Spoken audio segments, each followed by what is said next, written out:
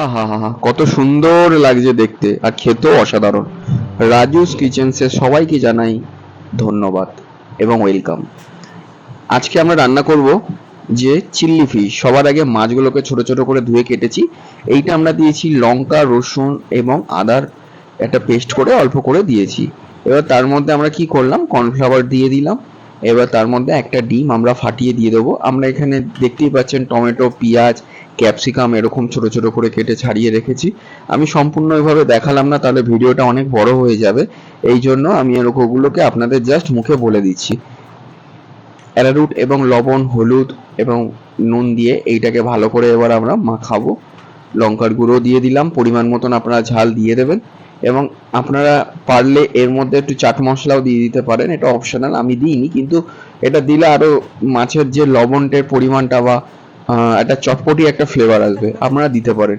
এই যে আমরা দেখতেই পাচ্ছেন কর্নফ্লাওয়ারটা দিয়ে দিয়েছি। এবার দিয়ে আমরা এটা পেস্টটাকে ফাটিয়ে দিয়েছি। খুব পাতলাও করবেন না, খুব ঘনও করবেন না, যেরকম চিলি চিকেনে করে থাকে আমরা সেরকমই এটা পাতলা করে একটু অল্প একটু সামান্য পাতলা করে আমরা এটা করেছি। এবার চলুন এগুলো আমরা একটা একটা করে আমরা সমস্ত কিছু ভেজে নেব। আপনাদের বলে রাখছি যে আপনারা এই চিলি ফিশ করতে গেলে মাছটা যত বড় হবে এবং মাছের শুধু পেটিটা দিয়ে আমরা করব। এবং আমরা এখানে প্রায় 400 গ্রাম মতন মাছ আছে এবং আপনারা পরিমাণ মতন কোয়ান্টিটিতে করে নেবেন। এবার সবার আগে তেলটা গরম করে নেবেন। এই দেখুন তেলটা কড়াইয়ের মধ্যে কয়েক ফোঁটা দিলাম, তার মানে এটা কি যে আমাদের এটা তেলটা গরম হয়ে গেছে। এবার আমরা যে চিলি ফিশটা যেটা আমরা করব সেগুলোকে আমরা একবার একবার করে সব ভেজে নেব।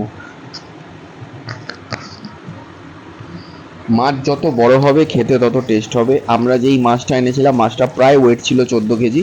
ওখান থেকে আমরা অল্প একটু জাস্ট পেটির টুকুটা কেটে এনেছি চিল্লি ফিশ করবো বলে।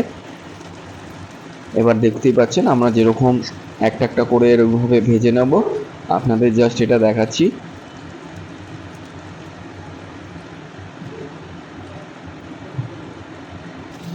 এই দেখুন ভাজাটা ঠিক এরকম হবে, তারপরে আপনারা নামাবেন। বেশ ভাজাটা ফ্রাই হয়ে যায়। পারলে একটা আপনি এখান থেকে তুলে টেস্ট করে দেখতে পারেন যে এটা লবণের পরিমাণটা, ভেতরের নুনটা ঠিকঠাক হয়েছে কি না, এবং যদি না হয়ে থাকে তাহলে একটু এর ওপরে একটু লবণ এবং ছিটিয়ে দেবেন, তাহলেও ভালো লাগবে।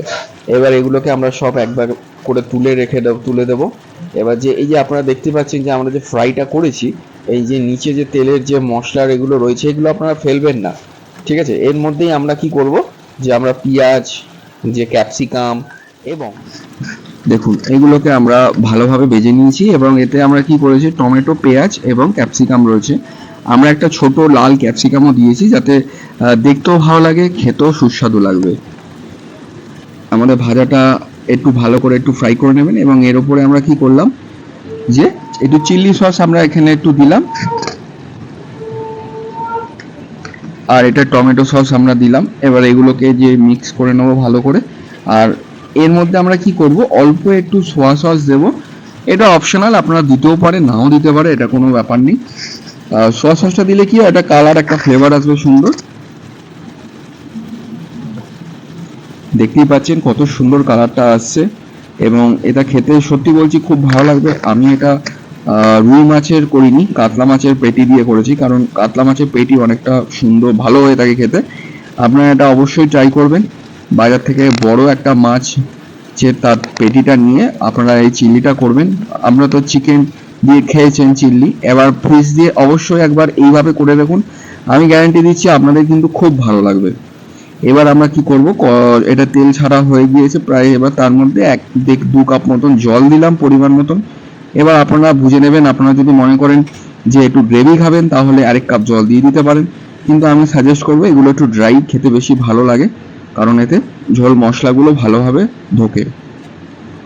এবার আমরা কি করবো, একটুখানি ফুটিয়ে নেবো। এবার ফুটিয়ে নেওয়ার পর আমরা যে ফিশগুলো ভেজেছিলাম সেই ফিশগুলো আমরা একটা একটা করে দিয়ে দেবো।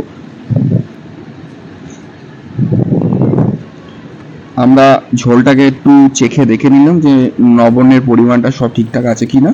এবার যে ফিশগুলো ছিল সেগুলো একটা একটা করে আমরা সব দিয়ে দিলাম। এবার ফিশগুলোকে দিয়ে আমরা একটু 5 মিনিট মতন ফুটিয়ে নেবো, যাতে এগুলোর মশলা ঝোলগুলো ভালোভাবে ঢোকে এবং খেতেও সুস্বাদু লাগে। আমরা প্রায় এটা 5 মিনিট মতন একটু ফুটিয়ে নেবো। তারপরে আমাদের কিন্তু রান্না প্রায় অলমোস্ট কমপ্লিট হয়ে গিয়েছে। দেখতেই পাচ্ছেন কত সুন্দর লাগছে, কত লোভনীয় লাগছে খেতে। আপনারা অবশ্যই ট্রাই করবেন। আমি বলছি এটা খেতে সত্যি খুব ভালো লাগবে যদি আপনি এটা রুটি দিয়ে বা রাইস দিয়ে, সত্যি অসাধারণ। আমরা এটার মধ্যে ফ্রেশ ক্রিম এখানে অ্যাড করলাম, এটা অপশনাল, আপনারা দিতেও পারেন নাও দিতে পারেন, এমন কোনো ব্যাপার নেই যে দিতেই হবে।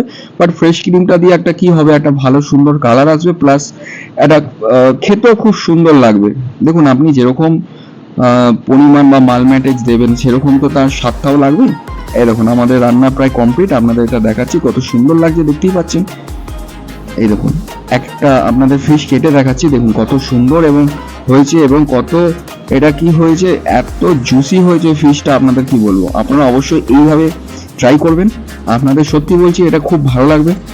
আর আজকের মতন আমার এই ফিশ চিলিটা কমপ্লিট। আমি নেক্সট রেসিপি নিয়ে আপনাদের সামনে অবশ্যই আসবো। আমার চ্যানেলটাকে লাইক করবেন, সাবস্ক্রাইব করবেন এবং অনেক অনেক ভালোবাসা দেবেন। আপনাদের ভালোবাসা কিন্তু একান্ত দরকার আমার চ্যানেলটাকে সাপোর্ট করার জন্য, গ্রো করার জন্য। আজকের মতন টাটা।